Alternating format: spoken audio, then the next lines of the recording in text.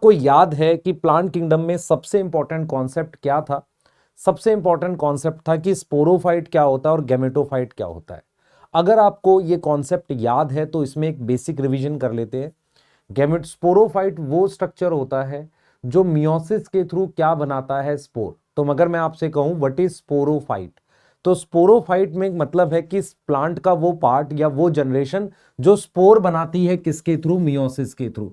तो यहां पर अगर मैं स्पोर लिख रहा हूं तो आपको समझ में आएगा स्पोर हैप्लॉइड है और स्पोरोफाइट डिप्लॉयड होता है।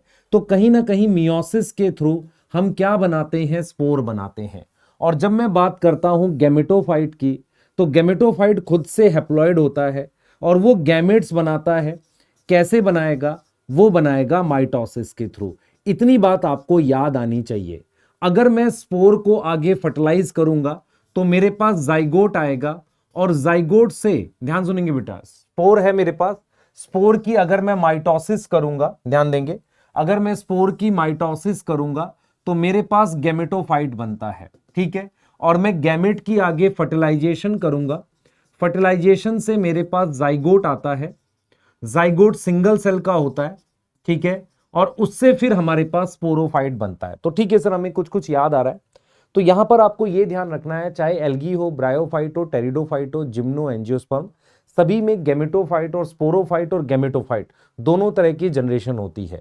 स्पोरोफाइट जो होगा वो डिप्लॉयड होता है, गैमेटोफाइट हैप्लॉयड होता है। अगर मैं एल्गी और ब्रायोफाइट की बात करूं तो उनकी जो मेन प्लांट बॉडी है, जिसे हम डोमिनेंट स्टेज कहते हैं, वो हमारे पास गैमेटोफाइट होता है। कहां गया? गैमेटोफाइट होता है।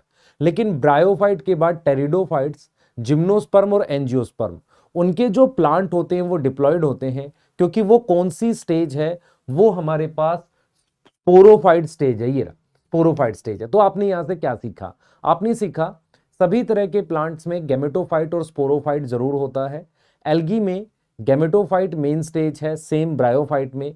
एल्गी में जो स्पोरोफाइट होता है वो सिंगल सेल जाइगोट होता है, मतलब जाइगोट के बाद आगे मल्टीसेलुलर स्पोरोफाइट नहीं बनता है एल्गी में।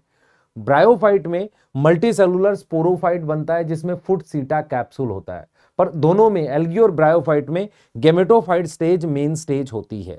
अगर हम बात करते हैं टेरिडोफाइट में, उनमें मेन स्टेज स्पोरोफाइट होती है, मतलब ये प्लांट होता है जो हम रूट स्टेम लीफ बनाते हैं। सेम इज फॉर जिम्नोस्पर्म और एंजियोस्पर्म।